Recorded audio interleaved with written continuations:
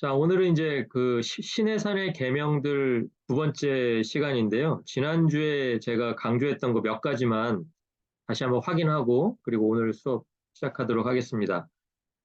십계명이 나온 본문이 이제 두 가지라 그랬죠. 물론 십계명이 이제 낱개로 하나하나 떨어져서는 뭐 여기저기 많이 나오는데요.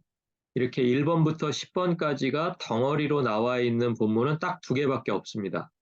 그것도 구약에만 있고요. 하나는 출애굽기 20장 1절에서 21절까지, 그리고 두 번째 본문이 신명기 5장 6절에서 21절까지. 이제 그렇게 두 개의 본문이 이제 신명기 덩어리 본문이 되겠습니다. 그리고 그 이제 그 시간 차이가 이제 40년이라는 시간이 차이가 있어요.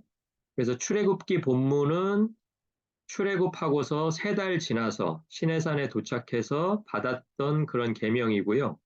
그리고 신명기에 나오는 십계명은 그 40년 전에 받았던 계명들을 다시 한번 리바인드 시켜주는 그 장면. 그러니까 40년이 지났으니까 어디쯤 서 있을까요? 이제 요단강 동쪽에서 요단강 서쪽에 있는 여리고를 바라보면서 그 평야에서 서가지고 이제 우리가 이제 조금 있으면 들어간다 할 때, 그때 이제 한번 리마인드를 받았던 그 성경 말씀이 되겠습니다. 그래서 이제 그 지난주에도 제가 요 똑같은 차트를 드렸는데요. 1계명부터 10계명까지가 이제 순서대로 쭉 이렇게 적혀 있는 것을 한번 이렇게 보시면 내용은 별로 어려운 게 없죠. 그리고 어떤 것들은 외우고 있는 것들도 있고, 물론 이제 순서가 조금 혼동이 되기는 하지만 그래도 10계명의 많은 부분들을 여러분이 기억하고 계실 거예요. 자, 그래서 오늘은 첫 시간에 그 설명을 드린 데 이어서 오늘은 본격적으로 이제 계명으로 들어갈 텐데 1계명부터 하지 않고 먼저 10계명, 10번째 계명을 먼저 다루고 그리고 진행을 한번 그렇게 해보도록 하겠습니다. 10번째 계명은 내 이웃의 집을 탐내지 말라라는 그런 계명인데요. 제가 지난주에도 한번 설명을 드렸는데 출애굽기 본문과 신명기 본문이 덩어리 덩어리가 아주 똑같아요.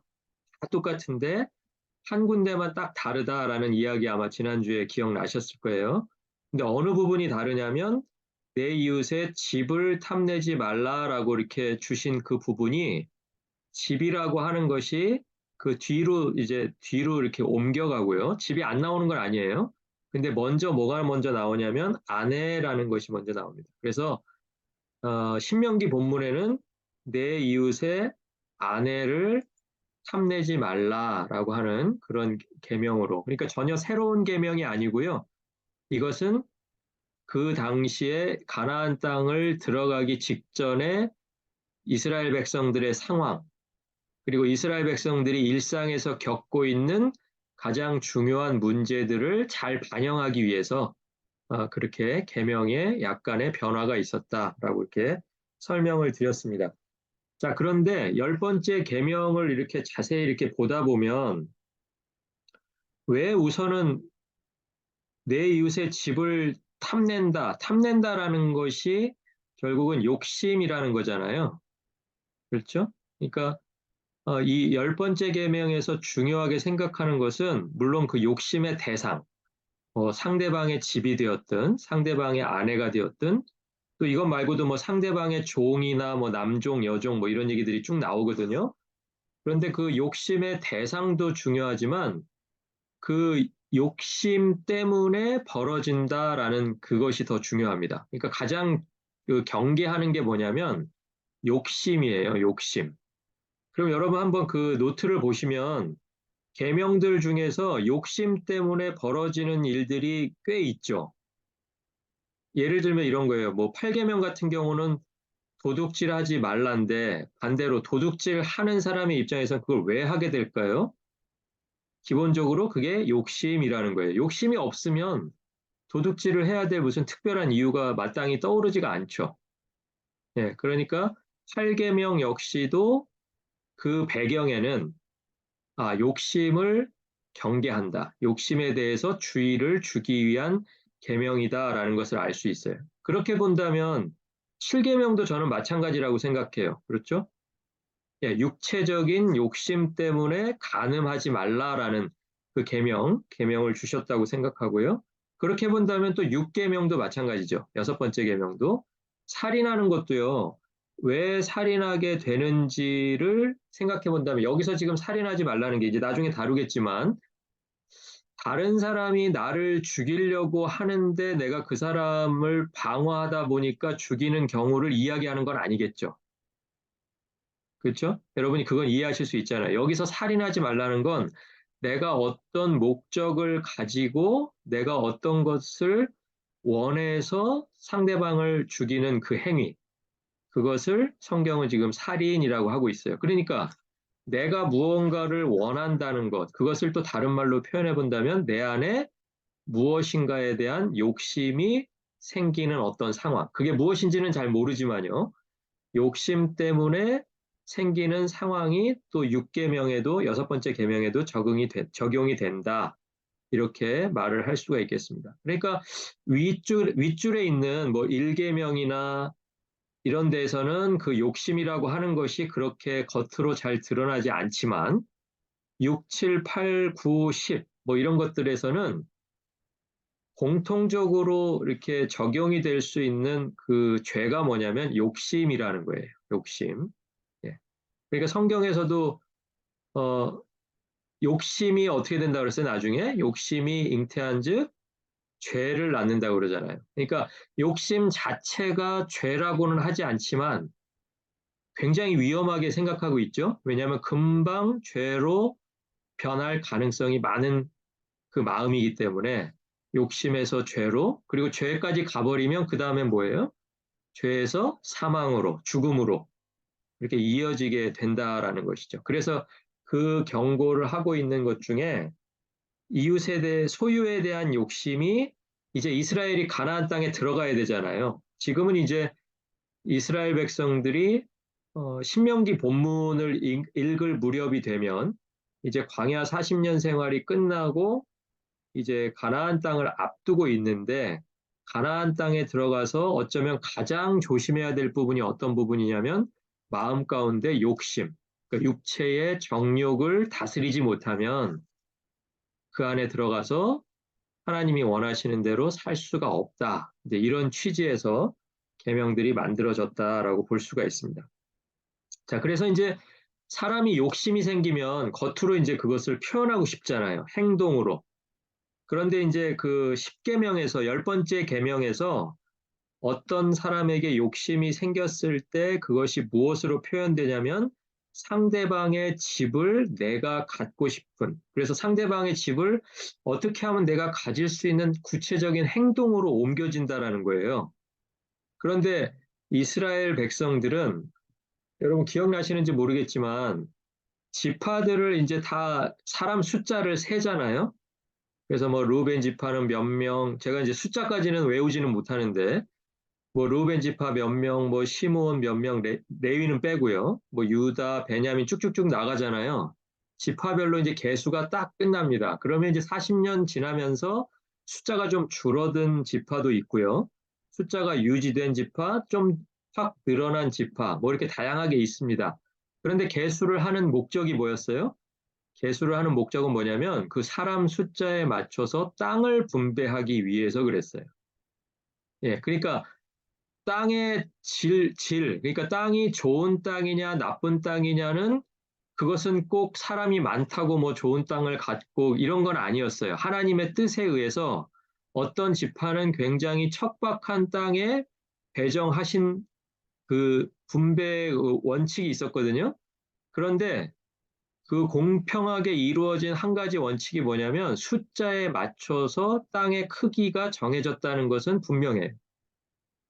그러니까 각 지파가 이렇게 북쪽에서부터 남쪽까지 여러분 그 지도 한번 보신 적 있는지 모르겠는데 땅의 분배가 거의 이렇게 직선으로 이렇게 딱딱딱딱 층별로 이루어진 그런 지도 한번 보셨을 거예요. 물론 크기가 다 다르죠. 어떤 지파는 숫자가 작으면 좀 작은 지역을 차지하게 되고요. 그리고 숫자가 많은 지파들은 뭐 유다 지파 같은 경우는 그 숫자에 맞게 큰 땅을 이제 차지하게 됐을 겁니다. 그러면 그 지파 안에는 또 누가 있어요? 지파 안에는 집안이 있죠. 집안. 뭐 가문이라고 하는데 어떤 패밀리가 있어요. 그러면 이제 예를 들어서 이제 뭐 라스트 네임으로 이렇게 만약에 구분을 한다면 미국 같은 경우에 뭐 라스트 네임이 이렇게 같은 사람들끼리 한 군데다 묶어놓고 또 그 지파가 나눈 땅 중에서 또 그 가문, 집안에 따라서 또 땅을 이렇게 나누었을 겁니다. 그렇죠? 그럼 또 집안에는 또 누가 있어요? 형제들이 있겠죠. 다행히 나 혼자만 아들인 경우도 있겠지만 보통은 어때요? 그 60만 전체가 남자만 60만이었으니까 특별한 경우가 아니면 한 집안에 여러 형제들이 또 있어요. 그렇죠? 큰아버지, 작은아버지, 뭐 어, 막내 삼촌까지 해가 쭉 있단 말이에요. 그러면 또 그 형제에 따라서 또 분배를 하게 돼요. 자, 그럼 이렇게 분배된 땅을 이제 실제적으로 땅에다가 표시를 해야 되잖아요. 표시를 안 해놓으면 이게 뭐 그 당시에 이렇게 뭐 하나씩 이렇게 무슨 다큐멘을 갖고 있는 것도 아닌데 그걸 어떻게 알겠어요? 그래서 이스라엘이 가나안에 들어가서 정복이 끝나고 나서 분배를 하고 분배가 끝나고 나서 한 일이 뭐냐면 경계표를 땅에다가 심는 일이었어요. 그래서 이제 성경에는 어느 성경에는 이제 경계표라고 나오고요. 어떤 성경에는 지계석이라고 이렇게 나옵니다. 같은 말이에요. 그러니까 어떤 이런 그 말뚝 같은 것을 땅에다가 이렇게 심어가지고요. 자, 여기서부터 여기까지는 어떤 지파의 어느 가문의 몇 번째 형제의 땅이다라고 표시를 해주는 그 기능. 그게 바로 지계석, 경계표가 되겠습니다. 자, 그러니까 이제 어떤 사람에게 욕심이 생겨서 남의 집을 내가 차지했다는 말은 무슨 뜻이냐면 이 지계석을 어떤 방식으로든 옮겨버렸다라는 뜻이에요. 옮기지 않고서는 남의 영역을 차지할 방법이 없었어요. 그 당시에. 예, 이해가 가시죠? 그러니까 경계석을 옮기는 상황, 경계석을 옮기는 마음, 그게 뭐냐면 바로 욕심이었고, 욕심 때문에 경계석이 옮겨지면, 자, 경계석을 욕심 가진 사람이 내 쪽으로 옮겨요? 아니면 내 형제 쪽으로 옮겨요? 경계석을 내 쪽으로 옮겨요? 내 형제 쪽으로 옮겨요? 내 형제 쪽으로 옮겨야지 내 땅이 늘어나겠죠? 자, 그래서 제가 그 역대상 4장 9절에서 10절에 써놓은 이야기가 무슨 이야기냐면 야베스라고 하는 사람이 소개되고 우리가 잘 알고 있는 야베스가 하나님께 했던 짤막한 기도를 역대상 4장 9절에서 10절에 이야기하고 있습니다. 그 야베스의 기도에서 제일 중요한 내용이 뭐냐면요. 나의 지역을 넓히시고라는 말이에요. 옛날 성경에는 이게 보니까 전에 저희가 쓰던 성경에는 내 지경을 넓히시고 이렇게 돼 있었습니다. 자, 그러니까 제가 지금 설명드린 것을 잘 한번 기억을 해 보신다면 야베스의 지역이 지금 좁혀져 있었다라는 것을 전제로 야베스는 지금 기도를 하고 있는 거예요. 그러니까 우리가 지금 현대 사회에서 이것을 잘못 이해하면 내가 뭔가 이렇게 비즈니스를 하든지 무슨 뭐 샵을 오픈해가지고 뭔가 하고 싶은데 하나님께서 나의 지역을 넓혀주셔서 내가 그냥 처음엔 하나로 시작했다가 브랜치 한 10개쯤 되는 그런 걸 기대하고 하는 기도처럼 이해하고 또 그렇게 따라하는 경우가 있는데요. 야베스의 기도는 전혀 그런 기도가 아닙니다. 야베스의 기도는 어떤 기도냐면 야베스라고 하는 사람이 남자였잖아요. 그죠? 왜냐하면 그 이제 나중에 역대상 본문 읽어보시면 야베스는 다른 형제들보다 존귀한 자였다. 이제 이렇게 기록이 되었으니까 다른 형제들이 있었던 거예요. 다른 형제들이 있었는데 야베스가 어떤 상황에서 태어났냐면 어머니가 야베스라는 이름을 지어주고 죽었을 것이 거의 확실한 상황처럼 보이죠. 왜냐하면 성경에 그런 예가 몇 개 없었잖아요. 어머니가 아들의 이름을 지어주고 그리고 날 때 고생한 이야기는 딱 성경에 세 군데밖에 안 나옵니다. 나머지 두 군데에서 어머니들이 다 죽어요. 예, 그러니까 이제 우리는 야베스의 어머니도 죽었을 것이다 라고 이렇게 추측을 하는 것이죠. 자, 그런데 어쨌든 어머니가 그렇게 어렵게 낳아서 야베스가 겪은 일들을 보니까 어떤 과정을 통해서 그랬는지 모르지만 자기 지경이 좁혀졌어요. 그 얘기는 무슨 얘기겠어요? 누구의 욕심 때문에 자기 지경이 좁혀졌을까요? 자기 영역이? 그렇죠. 내 주변에 있는 나의 형제들이 그 마음 가운데 욕심이 있으니까 그 욕심 때문에 지게석을 뽑아서 어느 쪽으로 옮겨놓은 거예요? 야베스 쪽으로 옮겨놓은 거예요. 그러니까 형제들이 많으면 많을수록 그 어머니 없이 자란 야베스의 지역이, 야베스의 경계가 점점 줄어들고 있었다. 그러니까 그런 상황에서 아무도 야베스를 도와줄 수 없는데 야베스가 지금 어떤 하나님을 기억했냐면 그 고아들의 경계석을 옮기는 것이 죄다. 내가 그것을 죄로 판단한다라고 하셨던 그 하나님을 기억하고 그 하나님 앞에 기도하는 거예요. 그러니까 나의 지경을 넓혀달라는 거는 욕심을 부리는 기도가 아니고 하나님께서 처음 내 몫으로 주셨던 나의 영역, 내가 살아갈 수 있는 그 최소한의 조건을 하나님께서 보장해 주십시오라고 하는 기도였던 거예요. 예, 그러니까 뭐 어떤 사람이 뭐 비즈니스를 성공하고 다른 사람보다 더 앞서 나가고 이거하고는 아무 상관이 없죠. 예, 그러니까 그 기도가 바로 야베스의 기도가 되겠습니다. 자, 그러니까 욕심의 구체적인 표현이 이웃의 경계표를 옮기는 행동으로 나타날 것을 지금 아직 가나안 땅에 들어가지 않았잖아요. 가나안 땅에 들어가지 않았는데 가나안 땅에 들어가기 직전에 이미 이 상황을 누구는 알고 계시는 거예요? 하나님은 알고 계시니까 여기다가 딱 못을 박아 놓는 거예요. 계명에다가. 내 이웃의 집을 탐내지 말아라. 그러니까 이 사람들은 지금 이 계명이 왜 주어졌는지 잘 모르겠지만 이제 시간이 뭐 10년, 100년 이렇게 흐르다 보면 어느새 내 안에 자리 잡고 있는 그 욕심이 점점 커져서 구체적인 행동으로 나타날 건데 어떤 행동으로 나타나냐면 기회만 있으면 그 직에석, 경계석을 뽑아서 상대방 쪽으로 옮겨놓는 일도 서슴지 않을 것이다. 이것을 지금 가나안 땅에 들어가기 전에 경고하고 있다라는 내용입니다. 이해가 가시죠? 예, 그러니까 잘못된 행동에 대해서 하나님은 그 결과가 저주로 나타날 거니까 이 일에 대해서 심각하게 생각해야 된다라고 하고 열 번째 계명에다가 그것을 딱 갖다 놨다라는 거예요. 자, 그러니까 야베스의 기도를 우리가 제대로 이해하는 것도 중요하고요. 그리고 또 한 가지 중요한 것은 나의 권리를 지나치게 주장하다 보면 반드시 누군가의 권리가 제한받게 된다라는 것을 여러분 기억하셔야 돼요. 예, 왜냐하면 우리들은 제한된 공간, 제한된 환경 속에서 살아가기 때문에 내 권리가 무한대로 커졌을 경우에 그 누구의 권리도 건드리지 않고 그렇게 될 확률은 거의 없다고 보셔야 돼요. 예, 그러니까 내가 야베스의 기도를 잘못 이해하고 있을 때에는 나도 좀 야베스 같은 그런 기도를 통해서 하나님이 그냥 내 가능성을 최대한으로 좀 막 끌어올려 주셔서 내가 그냥 전 세계를 좀 누비고 다녔으면 좋겠다. 이제 이런 기도를 하셨다면 이제 그 내용이 아니라고 제가 알려드렸잖아요. 근데 제가 알려드려도 뭐 아니야. 그 내용 맞아. 또 이렇게 생각하시면 뭐 제가 할 말은 없는데 제가 공부한 바에 의하면 저는 그렇다 이거죠.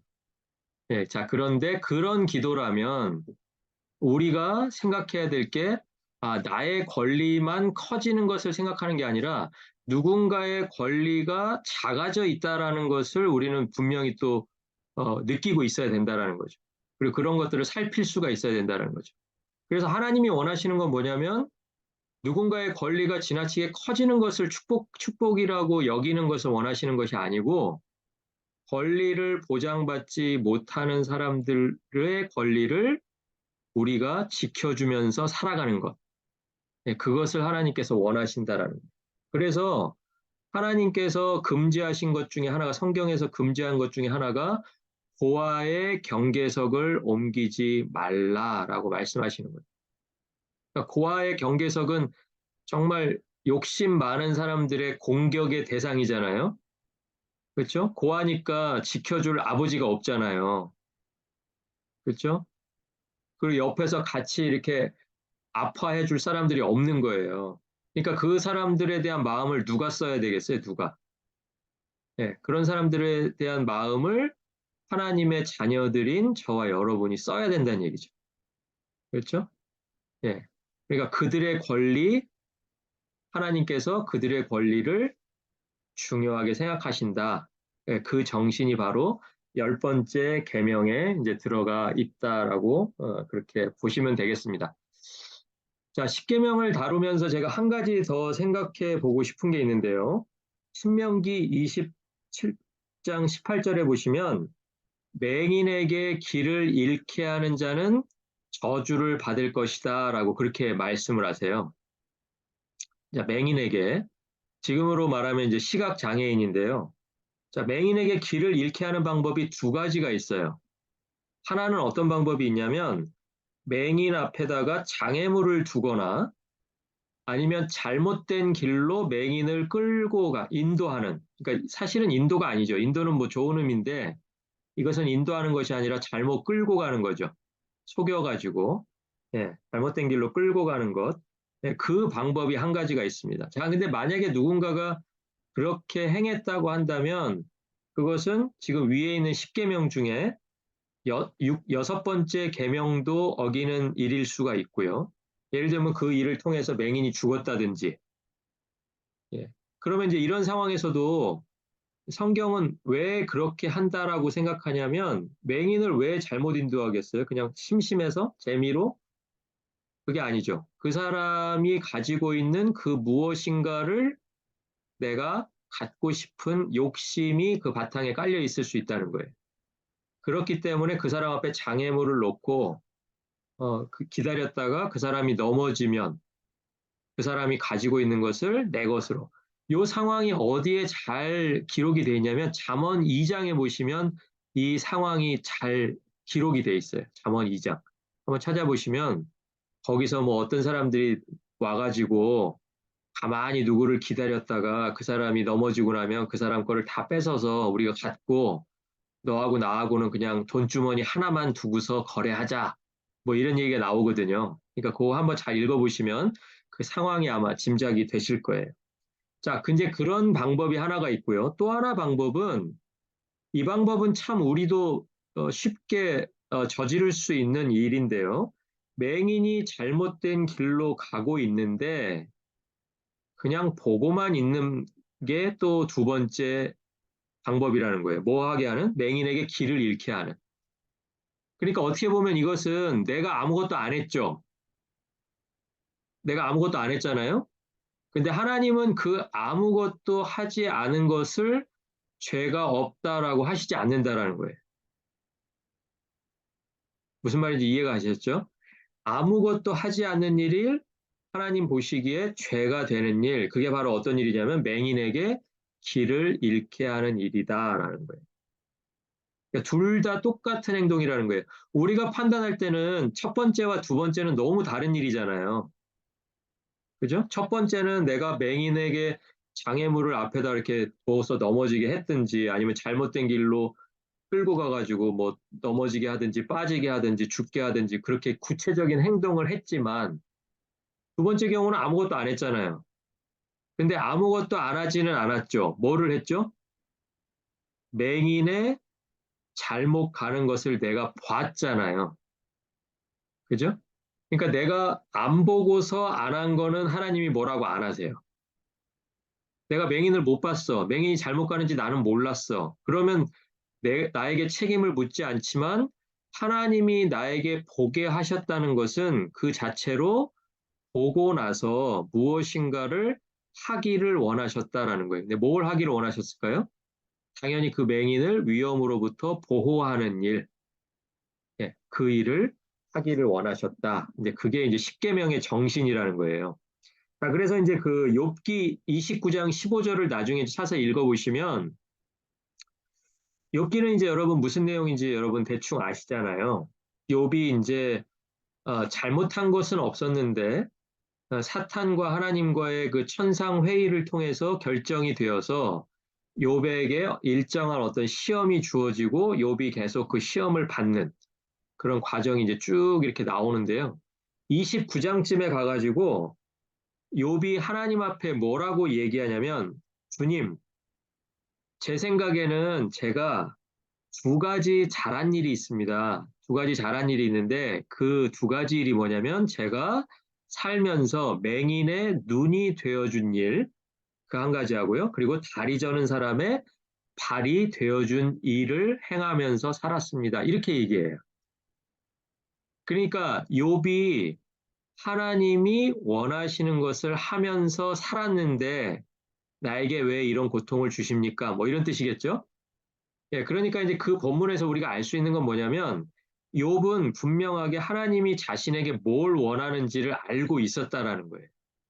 그래서 그 두 가지를 굉장히 노력을 했는데 그 두 가지가 뭐냐면 맹인의 눈이 되어줘야 되겠다. 그러니까 앞에 이런 상황이 생기면 어떻게 되는 거예요? 맹인이 지금 잘못 가고 있어요. 욥의 앞에서. 그럼 욥은 어떻게 했을 것 같으세요? 여러분 같으면 가서 맹인을 붙들고 이쪽으로 가면 안 됩니다. 이 앞에 지금 장애물이 있든지 뭔가 위험이 있습니다. 이쪽으로 오십시오라고 해서 그 맹인을 안전하게 인도했던 사람, 그 사람이 바로 욥이라는 거예요. 똑같은 똑같은 원리로요.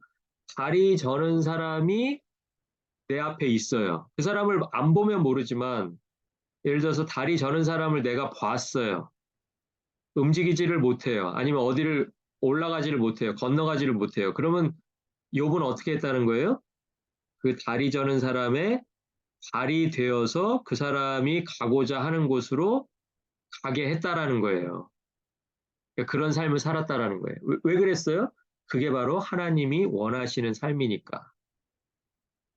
자, 그러니까 우리가 십계명을 통해서 우리가 알 수 있는 건 뭐냐면 예를 들어서 열 번째를 예를 들어 볼게요. 여덟 번째를 예를 들어 볼게요. 여덟 번째 계명이 뭐였죠? 도둑질하지 말라라는 거잖아요. 그러면 이제 사람들은 그렇게 생각할 거예요. 계명을 지키라고 했으니까 도둑질만 안 하면 내가 계명을 지켰다라고 생각할 거예요. 그렇죠? 신약에서 예수님 앞에 나와서 얘기했던 그 젊은 청년이 딱 이런 케이스였죠. 그렇죠? 내가 모세 율법을 다 지켰다고 하는 거는 그런 의미일 거예요. 내가 도둑질하지 말라라고 하는 계명은 평생 한 번도 어긴 적이 없다. 이렇게 얘기할 거예요.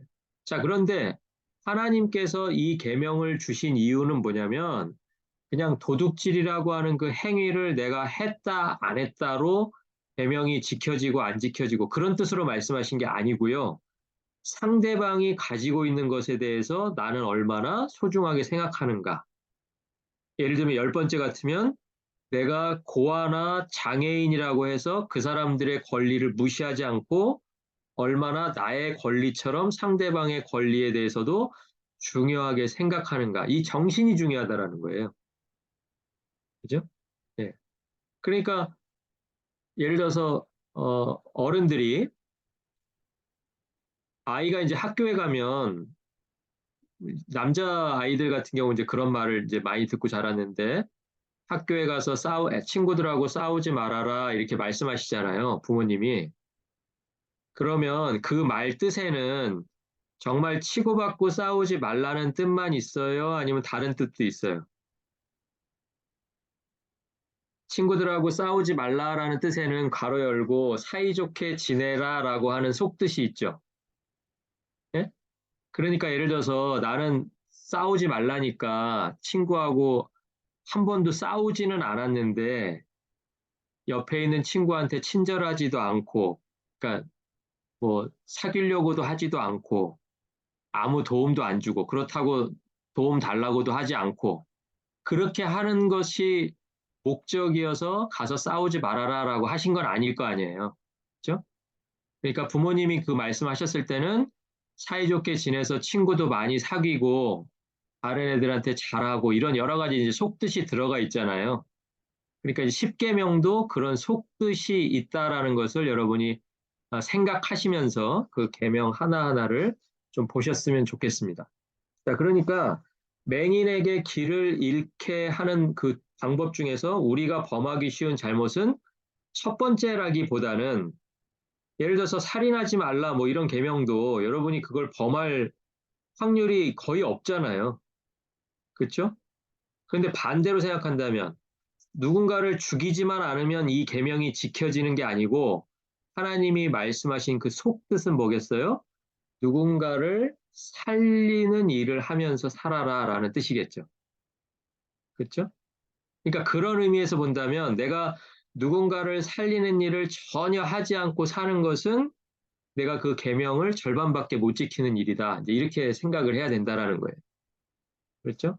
그러니까 단순하게 그냥 뭐 내가 간음 안 하고 살인 안 하고 도둑질 안 했으니까 그리고 요즘 현대 같으면 뭐예요? 내가 했더라도 법적으로 아무 하자가 없으면 또 법정에 끌려가지만 않으면 우리는 아무 문제가 없다고 그렇게 생각하고 사는 사회잖아요. 그런데 계명은 그 표면에 있는 그 단어를 지키는 데에서 딱 끝나는 것이 아니라 그 뒤에 하나님께서 하신 뜻들이 있으니까 우리가 이제 그 뜻들을 잘 기억을 해서 그 계명을 이해를 해야 된다. 이제 그렇게 좀 설명을 드릴 수가 있겠습니다. 자, 그래서 하나님께서 우리에게 원하시는 건 뭐예요? 우리가 맹인 앞에 장애물 안 두는 것, 그리고 맹인을 잘못된 길로 끌고 가지 않는 것, 그것을 원하시는 것이 아니라 적극적으로 우리가 맹인을 눈이 되어 주어서 그 맹인을 인도해 주는 것, 그리고 다리 저는 사람의 발이 되어서 그들을 인도해 주는 것, 이것을 원하신다라는 거예요. 자, 이제 그런 마인드를 좀 가지시고 여섯 번째 계명을 한번 보겠습니다. 여섯 번째 계명은 살인하지 말라라는 계명이고요. 여러분 이제 같이 읽기를 원하는 성경 말씀은 마태복음 5장 21절에서 26절 말씀을 나중에 한번 읽어보시면 좋을 것 같아요.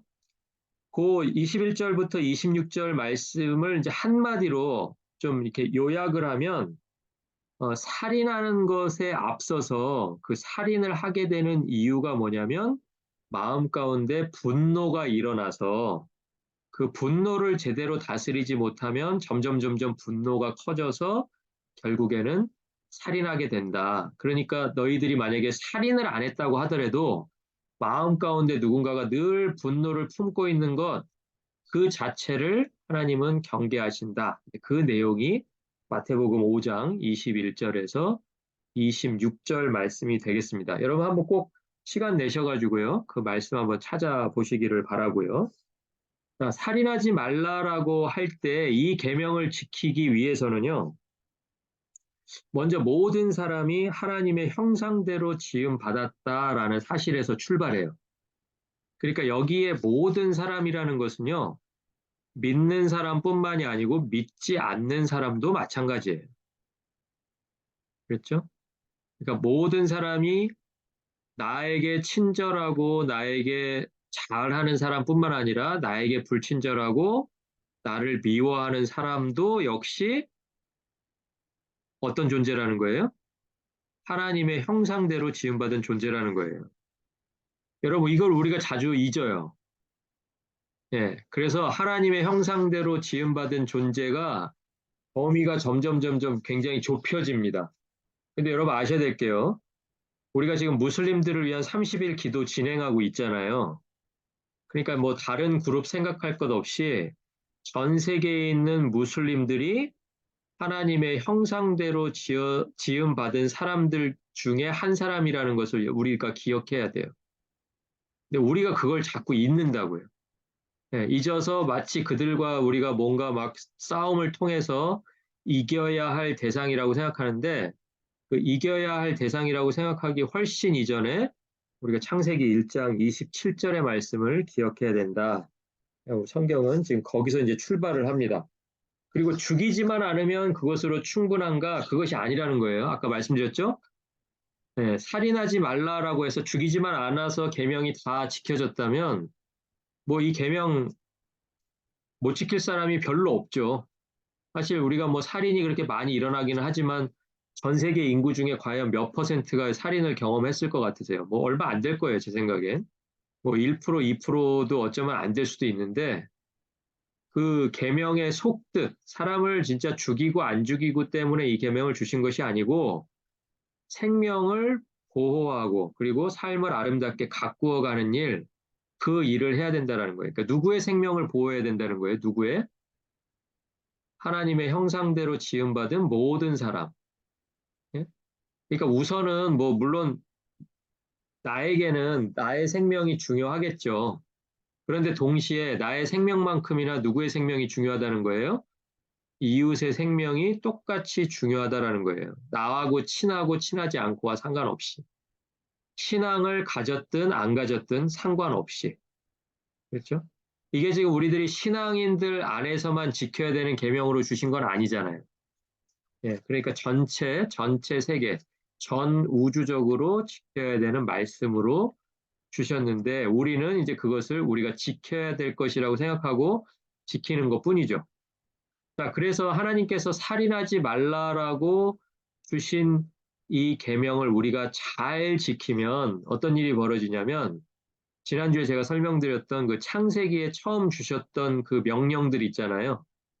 생육하고 번성하고 충만하고 땅을 정복하고 또 땅을 다스리고 할 수 있는 그 가능성이 열리는 그 시작이 뭐냐면 이 여섯 번째 계명, 살인하지 말라. 다른 사람들을 소중하게 생각해라. 그 사람이 믿는 사람이든지 믿지 않는 사람이든지.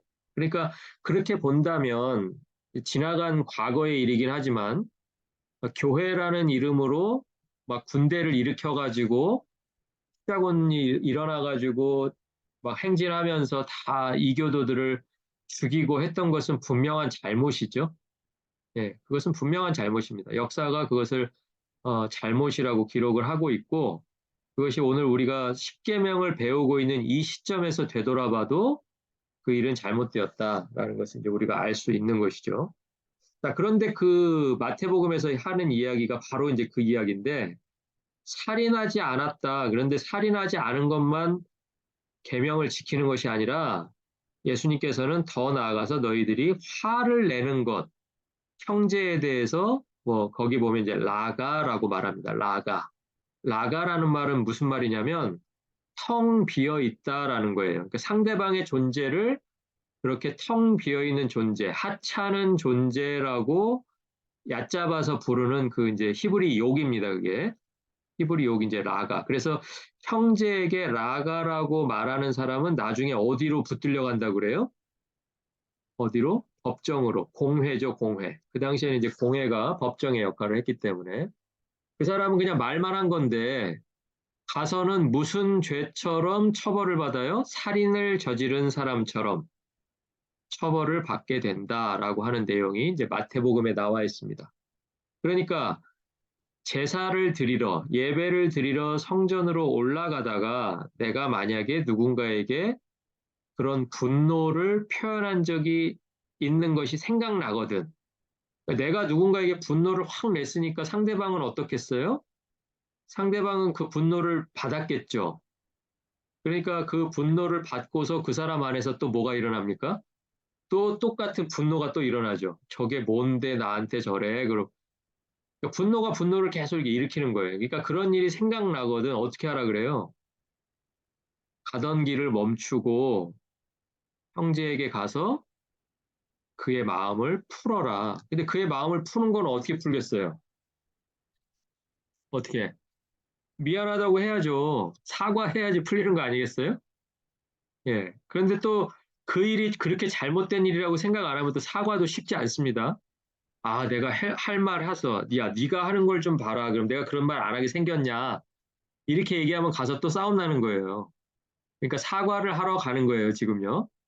사과를 하러 갔으면 그냥 사과답게 사과를 하면 됩니다. 그렇게 하고 그 다음에 하나님 앞에 예배 드리면 하나님께서 그 예배를 온전한 예배로 받아주시겠다. 이렇게 말씀하시죠.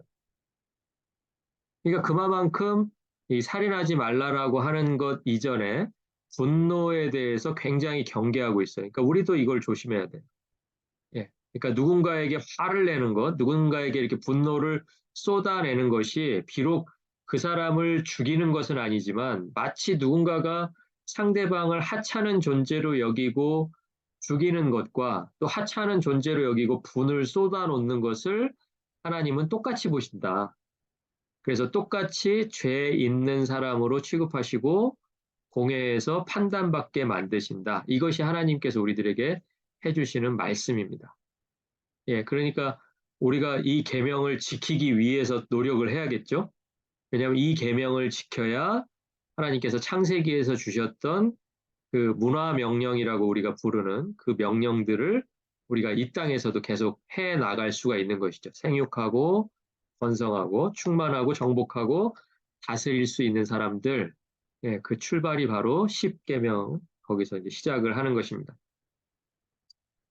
자, 첫 번째 계명을 한번 살펴보기로 원하는데요. 첫 번째 계명은 나 외에는 다른 신들을 내게 두지 말라라는 것입니다. 그런데 여기서 이제 다른 신들이라고 하는 것은 이제 간단하게 말하면 다 우상이에요, 우상. 그리고 우상은 이제 뭘 가지고 우상이라 그러냐면 사람이 만들어낸 신. 그러면 다 다른 신들은 우상이면 하나님은 왜 하나님이신 거예요? 하나님이신 이유는 뭐냐면 그분은 스스로 계신 분이기 때문에. 예, 그러니까 영어 표현에는 그 스스로 계신 분이어서 하나님이다라는 표현을 I am who I am 이렇게 돼 있죠. 예, 그것이 이제 여호와의 이제 뜻이 되겠습니다. 그래서 나는 여호와다라고 이렇게 선언하실 때에는 나는 우상이 아니고 나는 너희들이 만들어서 있는 하나님이 아니고 그냥 내가 스스로 있어서 나다. 이제 이런 뜻이겠죠. 예. 자, 그런 스스로 만들어낸 신들의 종류에는 이제 뭐 여러 가지가 있지만 이제 예전에는 주로 자연 현상들, 뭐 화산이 폭발한다든지 아니면 번개가 친다든지 뭐 비가 온다든지 홍수가 난다든지 할 때 그런 자연 현상들을 사람들이 또 두려워하고 자연 현상들을 신이라고 생각하는 그런 시대가 또 있었고요. 자연 현상 말고도 뭐 사람이 가지고 있는 어떤 힘, 그리고 또 사람이 좋아하는 것, 따르는 것, 그다음에 탐심, 욕심이죠. 그리고 먹는 것, 그리고 마지막에 이제 또 한 가지 중요하게 빼놓을 수 없는 것이 돈이죠, 돈. 이런 것들이 이제 사람들이 만들어낸 신 우상이 되겠습니다. 자, 그런데 나 외에는 다른 신들을 내게 두지 말라라고 할 때 이 속에 이제 어떤 의미가 있냐면요. 다른 신들을 어, 섬기고 그러니까 섬기고 섬기지 않고도 중요하지만 이 계명에서 가장 중요하게 봐야 되는 건 뭐냐면 하나님을 섬긴다고 하는데 하나님을 안 섬기는 건 아니에요. 그러니까 하나님을 안 섬기고 뭐 우상만 섬기고 그러면 뭐 우리가 뭐 어떤 익스큐즈가 없죠. 그런데 이제 성경에서 말하고 있는 상황이 있는데 그 상황은 뭐냐면 하나님을 섬긴다고 하면서 동시에 다른 우상도 섬기는 이제 이런 상황들이 구약 시대에는 굉장히 많이 있었습니다. 예. 그러니까 그것을 하나님께서 이제 조심하라라고 하는 거예요.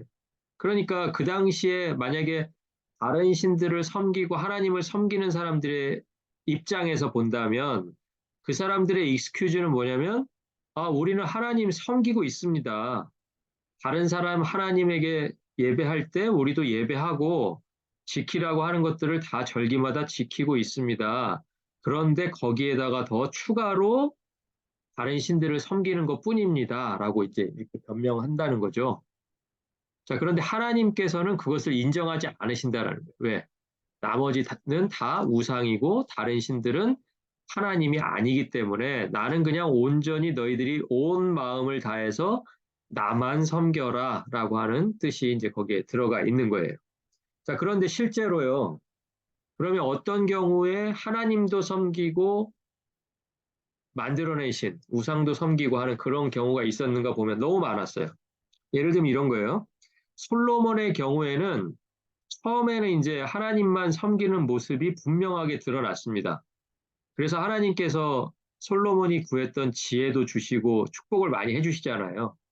그리고 다윗 때에 세워 놓았던 그런 설계도를 바탕으로 해서 또 성전도 짓는 것을 허락해 주시고 뭐 주변 나라와의 전쟁도 그치게 해주시고 여러 가지 축복을 많이 해주셨어요. 자, 그런데 솔로몬이 이제 말년이 좀 안 좋았죠. 예. 다윗 왕만 못했던 유일한 한 가지는 뭐냐면 그의 마지막 몇 년 동안에는 어떤 일들이 있었냐면 여러 나라들과 이제 혼인을 통해서 이 나라를 지켜야 되겠다라고 생각한 그 다음부터는 혼인하면서 그 혼인한 국가의 우상들이 자꾸만 들어오는 거예요. 부인들을 통해서. 예, 그러니까 그 부인들을 통해서 가져온 우상들이 이제 거기 쭉 나와 있는 것처럼 뭐 시돈의 아스타롯이라는 여신이 있었고요. 암몬의 몰록이라는 신. 성경에는 이제 그게 밀곰이라고 나오는데 밀곰이라 그러니까 여러분 이제 곰을 생각하시는데 곰은 아니고요. 스펠링이 그냥 밀콤이에요. 밀콤. 몰록의 다른 말입니다. 그러니까 몰록하고 같은 신입니다. 그게 암몬에서 혼인 때문에 온 사람이 이제 이걸 가지고 왔고요. 모압에서는 또 그모스라는 신을 가지고 들어왔습니다. 그러니까 이제 성경 그 열왕기를 보시면 솔로몬이 이제 그 자기 아내들을 위해서 산당도 짓고 뭐 신전도 짓고 막 이런 모습들이 나오거든요. 이제 그때부터는 그 혼인 관계를 튼튼히 해야 되겠다라는 그 이유 때문에 하나님도 섬기고 우상도 섬기고 그러니까 하나님이 그것을 원치 않으셨다라는 것을 우리가 알 수가 있는 거죠.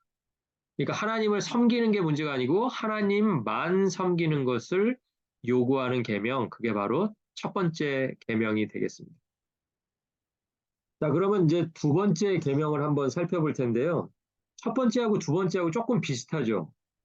왜냐하면 나 외에 다른 신들을 내게 두지 말라라고 할 때 그 다른 신이 뭐라 그랬어요? 다른 신을 다른 말로 하면 우상이라 그랬잖아요. 예, 우상이라고 했는데 지금 두 번째 계명도 역시 너를 위하여 새긴 우상을 만들지 말아라. 그러니까 우상을 두지 말아라라고 하는 그 내용인 것 같잖아요.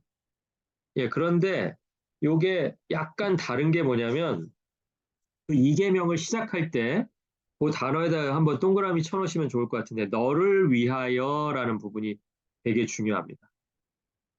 그러니까 뭐를 하지 말아라라고 하는데 그 뭐를 하려고 하는 마음이 뭐 때문에 생긴 거냐면 자기 자신을 위하는 마음 때문에 그렇게 뭔가를 하고 있다는 거예요.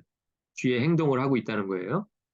그러니까 너희들이 자꾸 자기 자신을 위하다 보면 이제 뭔가를 잘못하게 될 건데 그게 바로 뭐냐면 새긴 우상을 만들고 뭐 이런 일들이라는 거예요.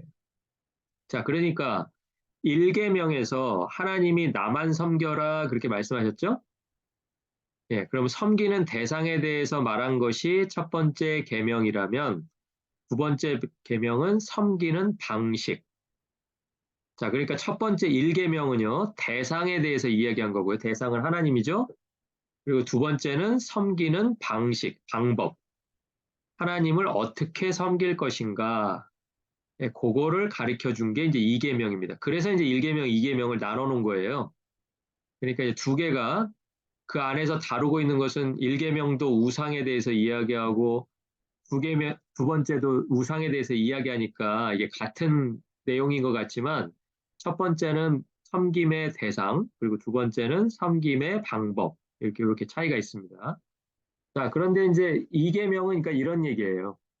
하나님을 섬기는 방법을 알려줄 건데 하나님이 알려주는 방법대로 너희들이 섬겨야 된다라는 거예요.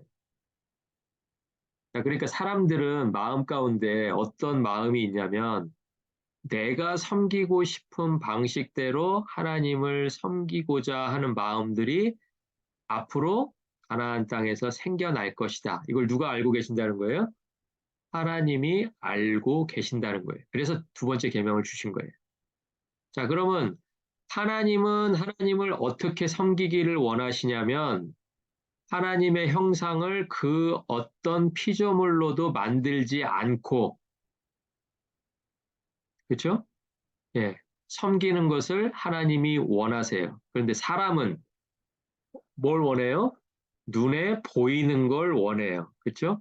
그러니까 하나님이 안 보이시는 하나님이지만 하나님 앞에 자꾸 예배하러 갔을 때마다 뭔가 우리들이 딱 보고서 그것이 하나님의 임재라고 느낄 만한 것이 있으면 좋겠다라는 마음이 마음 가운데 생겨난다, 안 생겨난다? 자연스럽게 생겨난다. 왜? 가나안 땅에 들어가 보니까 가나안 땅이 지금 텅 비어 있는 땅이 아니잖아요. 그럼 그 사람들을 정복해 나가면서 땅을 조금씩 조금씩 차지해 나가면서 그 사람들을 잘 들여다보면 그 사람들이 어떻게 가나안의 신들을 섬기고 있는지 눈에 보이잖아요.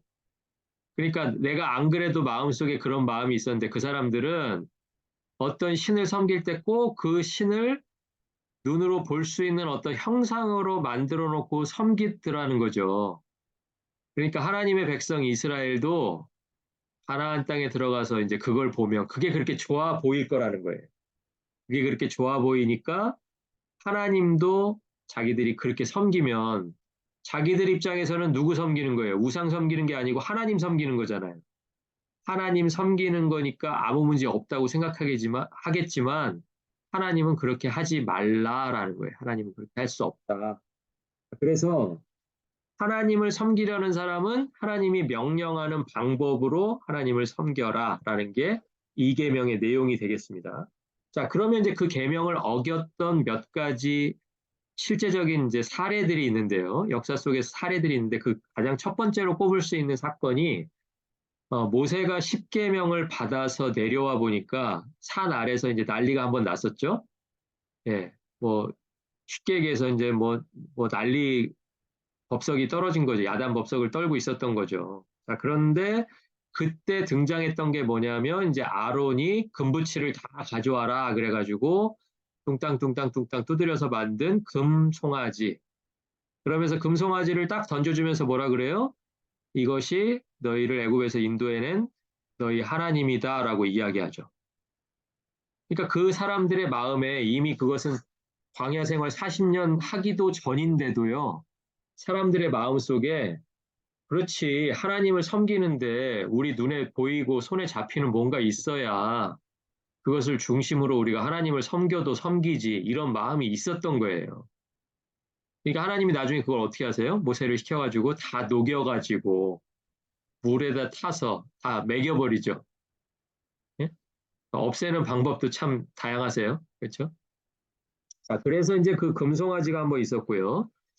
그리고 나중에 이제 사사 시대에 들어가서 그 미가서에 보시면 그 미가의 어머니가 등장하는데 자기가 잃어버렸던 것을 찾은 다음에 그 어머니가 이제 은신상 하나를 이제 이렇게 만들어요.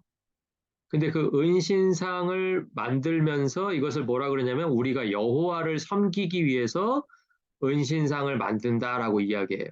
그러니까 그 어머니가 만든 그 은신상도 우상이 아니고요. 우상은 또 따로 있어요. 따로 가지고 있어요. 우상은 그 집안에 또 따로 가지고 있고 은신상은 누구를 섬기기 위해서 만든 거냐면 하나님 섬기기 위해서 만든 거예요. 좋은 의도예요.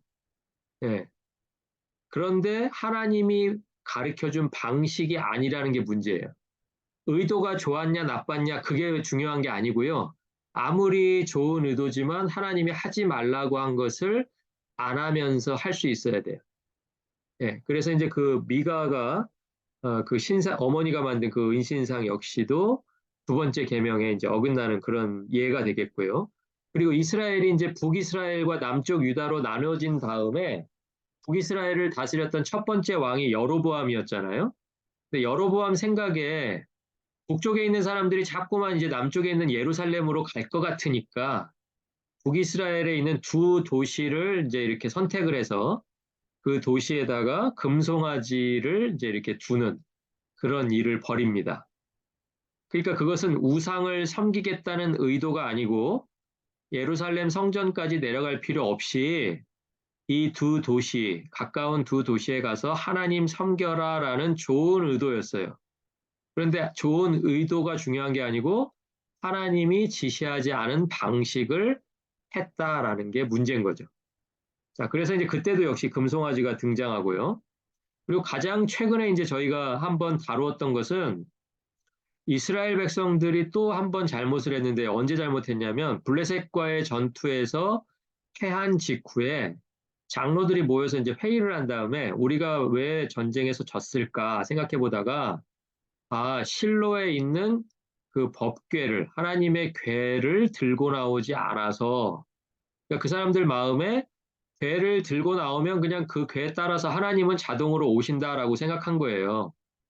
그러니까 하나님 보시기에 그 하나님의 궤를 들고 나간 사람들 역시 하나님의 궤를 뭐처럼 쓰고 있다는 거예요? 우상처럼 쓰고 있다라는 거예요.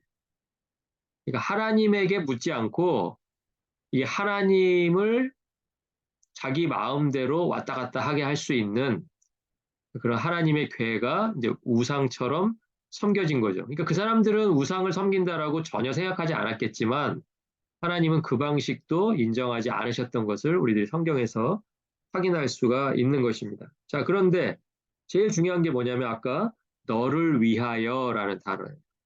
그러니까 그것을 나의 입장에서 본다면 나를 위해서죠. 나를 위해서. 나를 위해서인데 내가 원하는 게 뭐냐면 내가 원하는 곳에 하나님을 오시게 한다라는 거예요. 그래서 우상을 자꾸 사람들이 생각하게 되고 만들게 되고 또 우상을 없애야 되는 것을 알면서도 없애지 않고 근데 이런 이유가 뭐냐면 하나님을 한 곳에 붙들어 두고 싶어서 네, 그 마음 때문에 그런데 하나님은 여러분 아시지만 어느 곳에나 다 계신 하나님이시잖아요. 그렇죠? 그러니까 사람의 마음은 하나님을 한 곳에 딱 붙들어 매고 싶겠지만 한 곳이라는 것도 결국은 뭐예요? 내가 원하는 곳이죠. 그렇죠? 예, 나를 위할 수 있는 곳. 예를 들어서 내가 전쟁터면 그 전쟁 한가운데로, 그죠? 예, 그리고 내가 북이스라엘에 있으면 그 북이스라엘로. 뭐 이렇게 하는 것을 내가 원한다면 하나님이 원하시는 건 뭐예요? 나를 섬길 때는 내가 어느 곳에든 다 있는 하나님으로 나를 섬겨라 라는 게 하나님의 말씀이시죠. 예. 그리고 이제 또 한 가지 이유는 뭐냐면 우리들이 어떤 모양을 만들게 되면 그 모양은 어쨌든 뭐 식물이든 동물이든 뭐 우주든 뭐든 어쨌든 지구상에 있는 아니면 우주에서 우리들이 눈으로 볼 수 있는 어떤 모양일 거 아니에요? 그게 하나님이라고 만들겠지만 예를 들면 이스라엘 백성들이 금 송아지를 만들었던 것처럼 내가 눈으로 직접 볼 수 있고 이게 뭐라는 것을 알 수 있는 모양으로 만들었을 거 아니에요. 그러니까 어떤 모양으로 만들든지 그 모양은 피조물 중에 하나가 될 수밖에 없습니다. 그렇죠? 그러니까 피조물을 가지고 하나님의 영광이나 하나님의 위엄을 표현할 수 없기 때문에 하나님께서 그것을 금지하신 거예요. 두 가지 이유. 하나님은 어느 곳에나 계신 하나님인데 하나님을 마치 내가 원하는 한 곳에 붙들어 두려고 하는 그 마음이 그것이 잘못되었기 때문에 우상을 만들지 말라고 하신 그 한 가지 이유하고요. 그리고 어떤 모양으로 만들든지 그 피조물의 모양 가지고는 그 피조물 가지고는 창조주이신 하나님의 위엄과 영광을 제대로 다 표현할 수 없기 때문에 그래서 만들지 말라고 하신 그 두 가지 이유가 있다는 거 여러분 한번 기억을 해 주시기를 바랍니다. 자, 시간이 좀 많이 갔는데요. 제가 다섯 번째 계명 빨리 보고 한번 마치도록 하겠습니다. 다섯 번째 계명은요. 에베소서 6장 1절을 이제 보시면 거기에 이제 내용이 좀 잘 나와 있는데 거기 내용은 뭐냐면 뭐 부모들은 자녀를 이렇게 이렇게 대하고 자녀들은 특별히 또 부모를 이렇게 이렇게 대해라라고 하는 그 내용이 이제 거기 나와 있습니다. 예, 부모를 공경하라고 하는 이제 그 계명이 다섯 번째 계명이 에베소서에도 나와 있는 것을 알 수가 있습니다. 거기에 보면 이제 공경이라고 하는 단어가 있는데요. 공경. 공경에는 이제 세 가지 의미가 있어요. 세 가지 의미가 있는데 뭐냐면 첫 번째는 부모의 가르침과 뜻에 순종하는 것. 그것이 이제 공경의 한 가지 의미고요. 두 번째는 부모를 경제적으로 부양하는 것. 그러니까 부모가 뭐가 필요하면 부모가 이제 노동력이 이제 없어지는 시기가 오잖아요. 생산력이 없어지는 시기가 오면 자녀가 그것을 경제적으로 부양하는 그런 의미가 공경에 있고요. 그리고 또 한 가지 의미는 뭐냐면 부모의 심리적인 고독감을 돌보는 일, 이것이 바로 부모 공경이라고 할 수가 있겠습니다. 그러니까 세 가지가 있습니다. 자, 그런데 이제 중요한 것은 뭐냐면 첫 번째 그 의미요. 부모의 가르침과 뜻에 순종하는 것은 조건이 붙어요. 어떤 조건이 붙냐면 주 안에서라는 조건이 붙어요. 주 안에서. 그러니까 그 말은 무슨 얘기냐면 부모의 가르침과 뜻에 순종하려고 하는 사람이 만약에 부모의 뜻이, 부모의 가르침이 성경의 가르침과 성경의 뜻과 다를 수 있잖아요. 그렇죠? 예, 그럴 때는 순종할 수가 없겠죠. 그렇죠? 그러니까 공경에 세 가지 의미가 있다면 첫 번째 공경은 제한적이 될 수밖에 없다라는 뜻입니다. 그러니까 주 안에서만 그렇게 할 수 있는 거예요. 자, 그런데 그 얘기는 그렇다고 해서 예를 들면 믿지 않는 부모를 우리가 생각하면 이해가 빠르겠죠? 그러면 믿지 않는 부모에 대해서 그 두 번째, 세 번째는 어떻게 해야 될까요? 믿지 않는다고 해서 두 번째, 세 번째는 안 할 이유가 없다라는 거죠. 자, 그러니까 부모 공경에 있어서 첫 번째는 부모의 가르침과 뜻은 주 안에서 해야 되지만 그렇다고 그것을 핑계로 그 두 번째 영역과 세 번째 영역을 소홀히 하면 안 된다라는 거예요. 그죠? 믿지 않는 부모, 설령 나에게 나쁘게 하는 부모라고 할지라도 그 부모에 대한 경제적인 부양, 그리고 부모의 심리적인 고독감을 돌보는 일은 자녀에게 중요한 일이다라는 것입니다. 자, 그런데 이제 이 계명을 잘못 이해하고 부모 공경을 하지 않는 경우가 어떤 경우였냐면 마가복음 7장 11절에 나와 있는 경우였어요. 거기서 사람들에게 뭘 얘기하시냐면 너희들이 부모 공경은 안 하면서 부모 공경 안 하는 이유를 고르반이라고 핑계대지 말아라 라고 얘기해요. 근데 고르반이라는 건 뭐냐면 내가 하나님 앞에 드리기 위해서 따로 준비해 놨다 이런 뜻이에요. 하나님 앞에 헌신되었다. 자, 그러니까 하나님 앞에 헌신되는 부분은 지금 공경의 세 가지 영역 중에서 첫 번째밖에 없죠.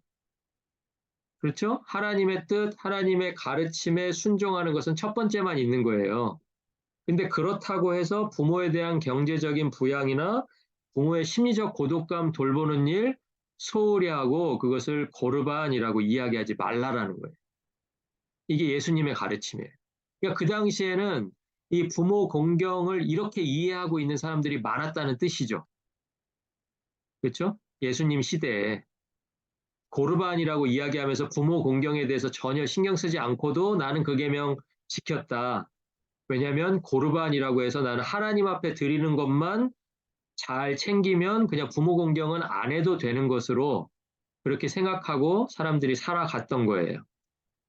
그러니까 그런 시대에 예수님께서 고르반이라고 이야기하면서 부모 공경 안 하는 것은 안 된다라고 분명하게 이야기하셨다는 거죠. 그것이 이제 마가복음 7장 11절에 나와 있습니다. 자, 그러니까 우리가 이제 다섯 번째 계명을 생각할 때에도 이 세대가 부모에게 어떻게 하는 모습이 있을 거예요. 예, 이 세대는 한마디로 말하면 부모의 권위를 인정하지 않는 방향으로 계속해서 나아갑니다. 자, 그런데 성경은 뭐라고 하냐면 너희는 이 세대를 본받지 말라라고 이야기해요. 그러니까 그 말은 세대가 계속해서 진행하는 방향으로 너희들이 따라가면 안 되고 하나님께서 우리에게 말씀하신 그 말씀대로 살아야 된다. 그러니까 세상이 권위를 인정하지 않지만 누가 인정해야 되겠어요? 믿는 자녀들이 자기 부모들의 권위를 인정하고 부모의 고독감, 부모의 경제적인 그 부양의 의무를 다할 때 우리가 이 계명에 대해서 지키고 있다라고 이렇게 말을 할 수가 있다라는 것이죠. 자, 오늘 조금 길게 했는데요. 오늘 이렇게 다섯 가지를 좀 순서는 1번부터 5번까지 제가 이렇게 순서대로 따라가지는 않았지만 다섯 가지를 살펴봤고요. 다음 시간에 또 나머지 다섯 가지를 살펴보려고 합니다. 여러분이 제가 그 본문을 다 실어드리지 않았기 때문에 옆에 그 참고로 이렇게 적어드린 말씀들 꼭 한번 찾아보시고요. 다음 주에 10계명 나머지 다섯 가지 계명 살펴보도록 하겠습니다. 공부하시느라고 수고 많으셨습니다. 감사합니다. 감사합니다.